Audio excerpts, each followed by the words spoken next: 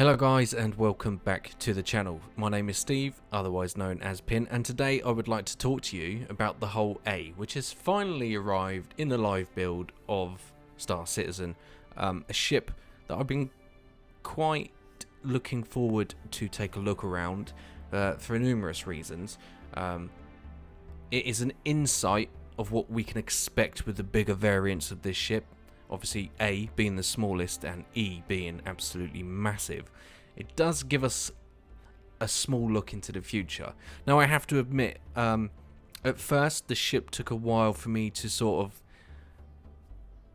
get used to its aesthetics, the way it looked. But the more time I've spent with it, granted it has been a limited amount of time, the more it grows on me. And there are certain aspects of this ship which I just thought were really well done. There's been a lot of attention of detail, I would say, put into this ship. It's very nice. It's moderately roomy inside, more than you would think. It's actually very well equipped for a solo player. Arguably one of the best routes into trading for a new player, possibly. I personally wouldn't mind having this ship at all and would probably buy it in-game. I don't need to purchase it with real money at the moment because I have the Hercules, but I can definitely see one of these in my hangar, that's for sure. So there are numerous factors that this ship draws you in with, one being this excellent, and I mean it is an excellent animation. How they've done that is, you know, hats off to them because it's really impressive. It looks fairly complex, and how they've implemented it I think has been brilliant. I'm very impressed with the animation that we have here for the cargo grids. The maglocks fold in and fold out, and I just think that animation is absolutely superb in my opinion. So it is a very interesting ship, and as we get through the bigger models, it's going to be very interesting to see how those animations work on the bigger variants of this ship. Now, it's kind of split into two parts. So at the rear we have the three engines here, one prominent one and two sort of auxiliary power exhausts at the bottom there. I kind of like the look. I like the fact that they've added lights as well, and those sort of side struts there. It's a nice little touch, but overall I was very pleasantly surprised by the detail of this ship. And yeah, I think a lot of people are going to enjoy the whole series of ships. A lot of people own them. A Hull C is the most common ship in the verse. So it's going to be interesting. We can sort of use this as a benchmark as what we might be able to expect in the future. But yeah, very much great little ship. First impressions, very happy with how it turned out. Okay, so let's then move on to some of the, maybe we'll talk about the cargo capacity, of course, and some of the systems on board and what we can expect from the hull A. So let's now talk about some of the basic specifications for the hull A. So it's a one-man crew. I would double it. It would comfortably fit two people in here if you're, you know, wanting to work in 24-hour shifts. There's ample room for that. 64 standard cargo units, which is fairly respectable for a ship of its size. You know, I think, again, perfect entry-level ship for anyone that wanted to get into the trade side of Star Citizen. Has a length of 22 meters, a beam of 8, and a height of 4 meters. It has a mass of 122,650 kilograms. In terms of avionics, we get one small radar, one small computer, power plant, coolers and generators, all small. In terms of fuel intakes, we get two small fuel intakes, two small fuel tanks, quantum drive, one times small, a small jump drive, and a small quantum fuel tank as well. And that is pretty much all she wrote. In terms of weaponry, we get two size 1 Bulldog repeaters. So as you would expect, everything is small, as it is a small vessel. So what do pilots of the verse feel about this ship? So let's get a testimonial from Captain Ike Chamner, who is a free trader in and around the verse. Quote, "I bought my first Hull A, used, when I was starting out. Her previous owner had named her Snugbug, and try as I might to come up with something else, the name stuck. Snugbug and I had some good times. I got my start flying short runs ground to starside to ground to pick up crates of bulk freighters over and over to make a name for myself. Spent more on fuel than I ever did flying duration missions. By the time I was worth a journeyman hauler rating, Snugbug was outfitted well enough to fend off the occasional pirate, and I started moving whatever I could cross-system to make a cred. Weirdest thing I ever shipped? It was livestock, grown on Terra. These weird cube-shaped chickens looked like meaty rectangles. Had to have a special transport module so they could breathe vacuum in flight. I kid you not. Never saw anything like it, but the Banu ate them up, literally. Okay, so that's quite an interesting testimonial. There's a lot in there sort of indicating it's the ideal starting ship for anyone new to the verse that wishes to get into the cargo trade profession. I tend to agree. It's a great little ship, and it's very comfortable and really nicely thought out. So yeah, that's a little insight to how one of the pilots feels about the whole A series of ships within the verse. So let's talk about the Spindle and the cargo grids and how that all works. So apart from looking really cool, and it does look really well done, really nicely stacked.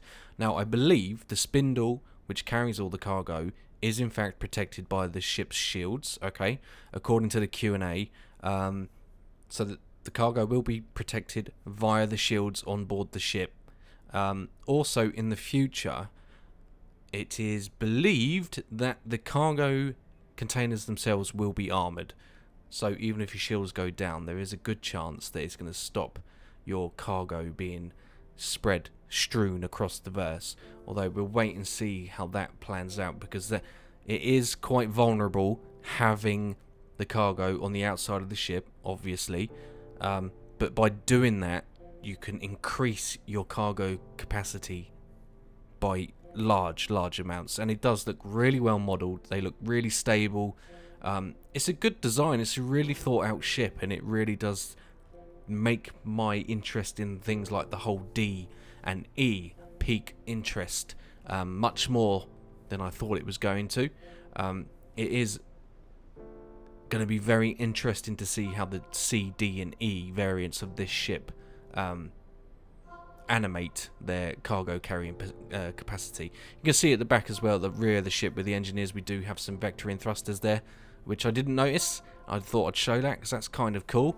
So yeah, this ship it's really shaping up to be something unique, I feel. The cockpit is very nice, very clear, good visibility, sort of nearly on par with Origin ships, I'll say. There are a few foibles that irritated me, but we'll discuss that during the walk around phase.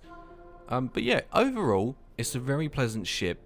It's really nicely thought out. There are some interesting things on board that I didn't realise were going to be there, and I was pleasantly surprised by those additions. But yeah, the cockpit is very nice, excellent visibility as you can see here. Easy to fly. Pilot uses a yoke system instead of a HOSAS or HOTAS. I kind of like the yokes, you know, they remind me of the old P-38 from World War II. That had a yoke and that was awesome. I do like yokes. But overall, yeah, the cockpit is really nicely laid out. There are a few things in here that irritate me, but like I said, we will discuss that in a few. It's only small details, but overall, very pleasant place to sit. Excellent view. You know, plenty of situational awareness, which you are almost certainly going to need, as our ability to defend ourselves is quite restricted. And almost certainly with the bigger variants of the whole series of ships, you are going to have some sort of escort, whether you pay people, you have NPCs, whatever it might be. An unguarded whole series ship is a prime target for bad people of the verse, that's for sure. In terms of handling, it actually handles fairly well. I was pleasantly surprised. I did notice, however, when I was carrying a full payload, coming to a stop can be a bit of an issue. It takes quite a while to come to a standstill, so don't be zipping around like a lunatic because you're going to stack it in a mountain easily. I very nearly did it myself. Moving into the ship then, we'll have a good look about and see what we get on board. So straight away, the detailing in here is sublime. Look at the floor. Look at the nuts and bolts and rivets and all the little details that you take for granted, and the lighting. It's absolutely superb. So as you can see, we have a bed which doubles up as an escape pod, which is a very nice touch. Opposite, we do get a small kitchenette area, very nicely thought out, much bigger than I thought it was going to be. You know, we have a fridge there, we have a cookie jar for space cookies, which is just brilliant, because who doesn't want space cookies? We have basic hot drinks and food dispensing machine, I believe. At the same, yeah, food dispenser there is. So that's all very cool stuff. Nicely lit again, kitchen knives, little details that I admire that they don't have to put in, and they do. And it's those little touches that really make a ship feel like it could be somewhere you want to work and operate. So very pleasant. I was very surprised. We have a fridge as well, and with the tweaks to our food and water intake in the game, I think that's going to play a very important role. As long as it's not too aggressive. I don't want to be drinking and eating every 10 minutes. As long as it's balanced, I think that will add a little bit more immersion, make your ship a bit more homely. It's fairly comfortable in here. I wouldn't say it's a horrible place to be at all. You know, it's quite surprising. I really was surprised by how homely this ship can be. You can see we have a weapons locker on the right and a storage bin on the left. So you could put your helmets in there, or bits of cargo, or maybe some flares. Completely up to you. The bed does also have 2 buttons that we'll come to later on, and a TV at the end of the bed for all the latest space news or whatever else you wanted to watch, really. So that's sort of the habitation area, okay? But that's not the end all be all of the habitation area. There is in fact a onboard bathroom and toilet suite that we'll take a look at in a minute. We have a weapons locker in here. Now this is what surprised me. I did not expect to have a weapons locker, and I honestly think that that is an excellent idea, because the chances are you are quite vulnerable. The possibility of getting boarded and having to defend yourself are quite high. So that was nice. It was nice that there's a weapon locker there. I did like that immediately. Here we have the bathroom, ensuite, shower, toilet facility. Very nicely lit. A nice mirror, stainless steel taps, and that sort of cold misc feel that you get. No reflection, because obviously vampires are prominent in space, but very nicely lit. It's actually more roomy than the camera angle was giving you justice, I have to admit. And then we have the toilet shower combo, which is a great way to save space and keep hygiene up, which is nice. When we get hygiene into the game, that mechanic comes along. We're all catered for in this ship, so there's a lot going for it, especially as a new player ship, just to dive around in the verse, get a feel for how the game runs, and make a fairly decent amount of profit depending on what commodity you wanted to ship. Through the other end then, we have a suit locker and components, and of course the doors leading to the cockpit. Suit locker, very important, because we're not always going to be in the same place. We could have our armor in there, more than likely, if we travel in somewhere that's particularly dangerous, pyro for example, then we would want a suit of armor in there. We're not going to want to sit in our armor all the time, so the ability to suit up and then run in there and grab a weapon from the weapons locker just in case is a very nice touch. The other side, we have some more components and the entry point to and from the ship. It is, apart from the escape pod, the only way in and out of the ship, but it's relatively easy to get to. I don't see any problems. There's no particular hazards blocking that doorway or anything, so very nicely thought out. And again, I really like the detail and the aesthetics of this ship. Moving through to the cockpit, we've had a good look already. I do like there's sort of, I'm not going to say they're TVs, the monitors built into the sides, the edges of the cockpit, and that's cool. I think if you're a little trader, you could have like a trade feed up on there, so you know what commodities are going for what and where to pick them up. And maybe the other one could display how to get to and from those locations, and they'd all be at your sort of fingertips, or near enough, just turning your head. that could be useful, I think, travelling on the fly to pick up what commodities the cheapest and where it's making the most money on the fly. I think that's a great idea. We'll see how that all pans out when we get the quantum system in. That'd be interesting. I hope that's what they're for. And I'm hoping that we can customize those in the future. But a very roomy cockpit, nicely lit again, plenty of room. There's the yoke system. We have a HUD which sort of floats around the face, which is nice. And it does have some very nice switches. The Hull A, well, most MISS ships have those really nice metallic switches, which I enjoy. So that is the inside of the Hull A. Okay, guys, moving on then, we will of course begin our walk around so we can get a sense of scale. Okay, so externally, as I've said, I wasn't too keen on how it looked at the start, but now I've spent some more time with this ship and I've noticed the nuts, the bolts, the panels, all the detail that's gone into this vessel. The shape is starting to grow on me. At first I wasn't too keen. The more time I spend with it, the more I'm really starting to enjoy the sort of design of this ship. There's clearly a lot of planning and thought have gone into this. The detail is very, very good from CIG. It does have four I'm not going to call them wings, I'm going to say the sort of winglets to help in and around atmosphere. I don't have any real complaints for a cargo ship handling the way it handles in atmosphere. It's fairly responsive. I wouldn't say it's horrible to fly or drive at all. Cargo grids look absolutely superb. The detailing around the rear of the ship as we make our way round is excellent. That engine looks incredible. I like how they've left no covers on it, so it's sort of bare bones.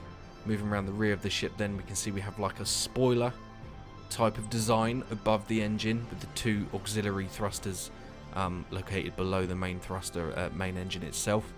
You'll notice it has 4 landing gear, one at the front, one at the rear, and 2 centre mass of the vessel.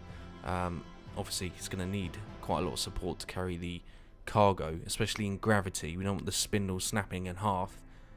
But yeah, it does look really, really cool. I have to admit, it's grown on me something chronic, and it really has piqued my interest into the whole C, D, and E, even the whole B. You know, I can't wait for those ships to come out now, because if they're anything like this, then I think players are going to be fairly happy, and if you own one, I really can't see any complaints. I would like one in my hangar, just to zip around the verse. New players are going to love this. If you know you're new to Star Citizen, you've read and done some research on trading in and around the verse, this could be the ship for you. It has a bed you can log out from. It's got onboard amenities, ablutions, really well thought out. It's roomy. It's not going to be fast. It's not going to be a combat ship, of course it isn't. But there is a lot of potential here, and of course you can make quite a lot of money for a starting ship, I would have thought, if you dabble in the right commodities, of course. So overall,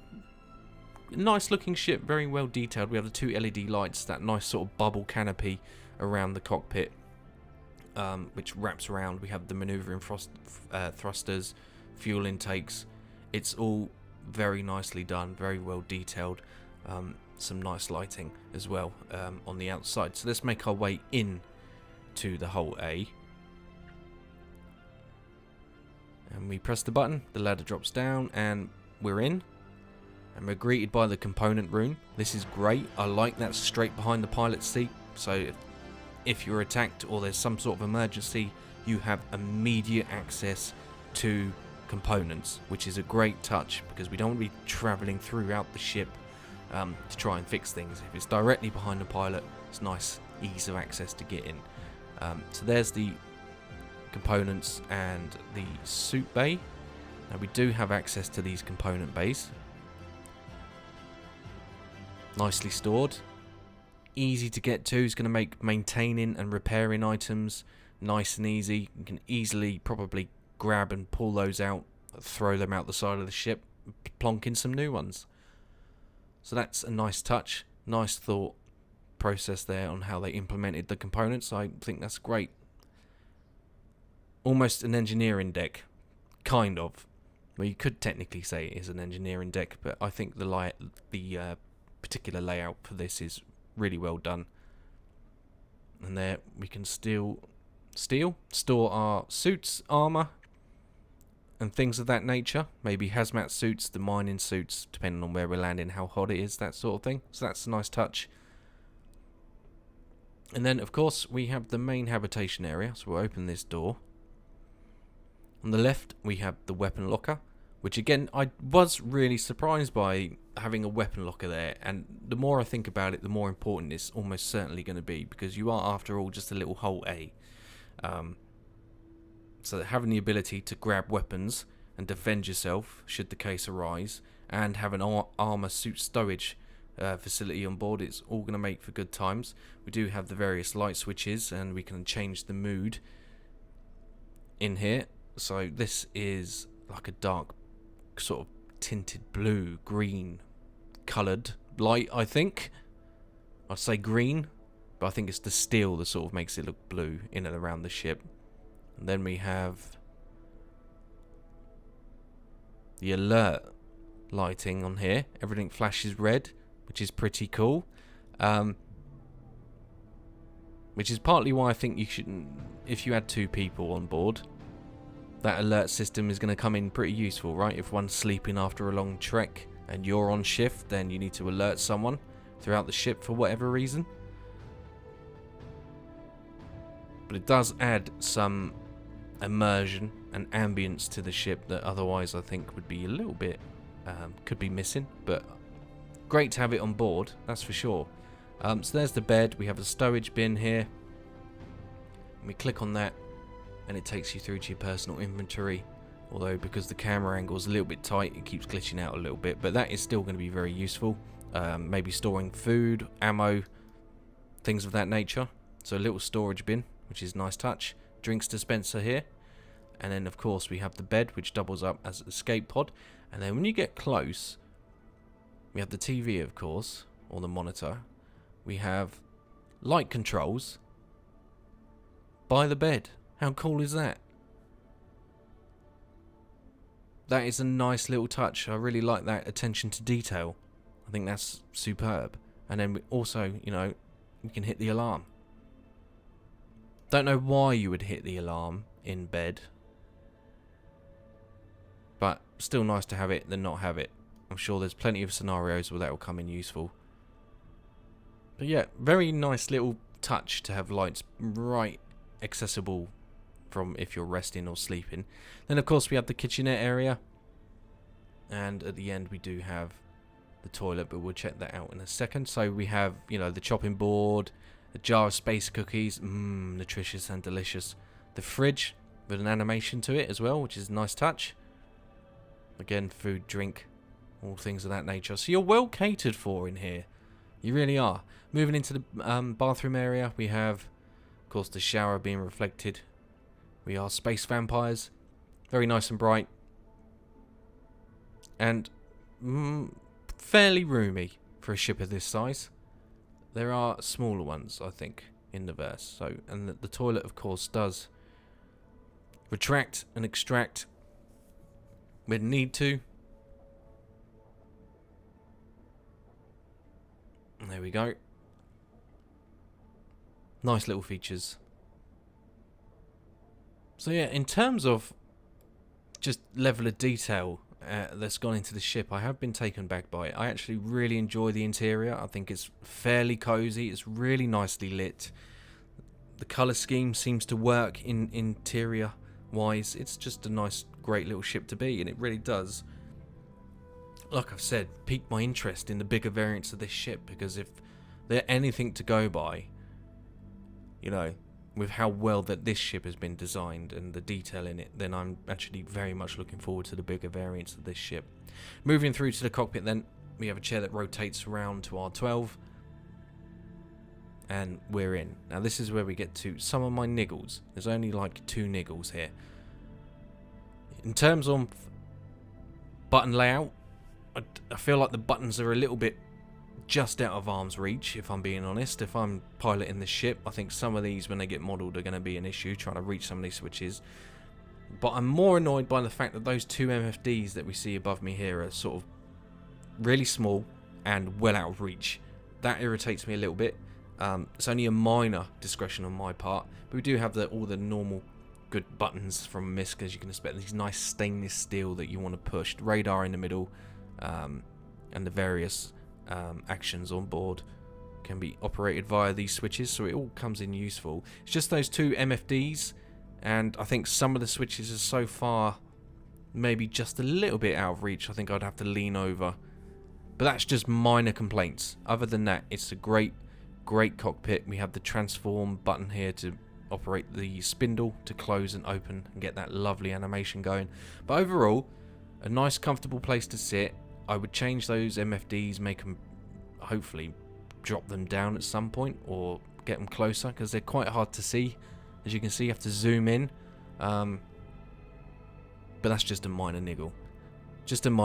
Overall, the cockpit and the ship itself is superb in detail. So overall, a great ship. I've thoroughly enjoyed my short time with it. Who would this ship appeal to? Someone that just wants to zip around and make a buck or two, play for an hour, take the whole A. If you don't have any cargo or you want to get into cargo trading, this could be the ship for you. If you're a new player and you're not interested in combat or things of that nature, or exploration, then the whole A is almost certainly going to be a viable addition for you as a new player or even a veteran player. Right, so let's now talk about components and what we can expect to get when you first purchase the whole A, what stock components the ship comes with, and then we will discuss if I would change anything.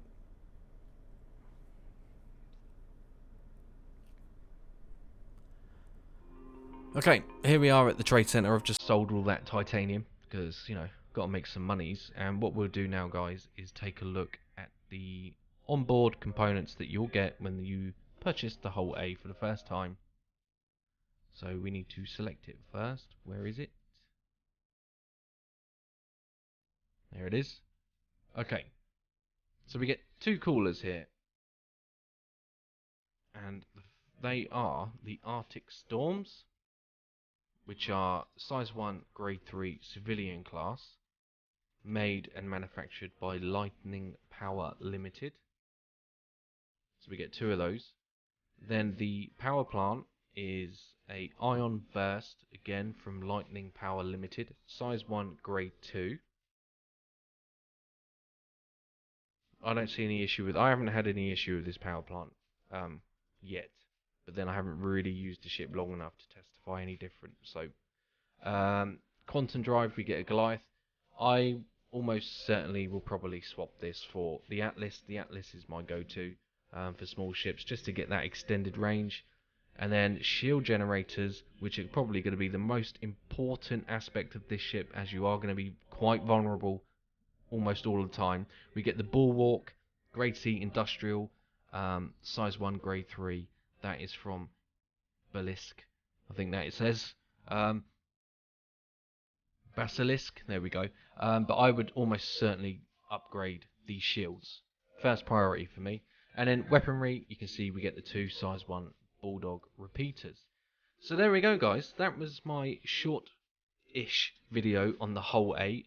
I was pleasantly surprised by the amount of detail and potential that this ship has. It really has piqued my interest in the other series of hull ships from the CD and E especially. It's going to be interesting to see how those operate with those massive cargo loads.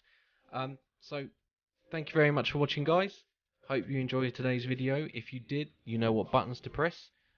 Leave your comments below on what you think the whole A is going to be and what's your anticipation of the bigger variants of ship, and I will have more Star Citizen content en route to your location very soon. Cheers.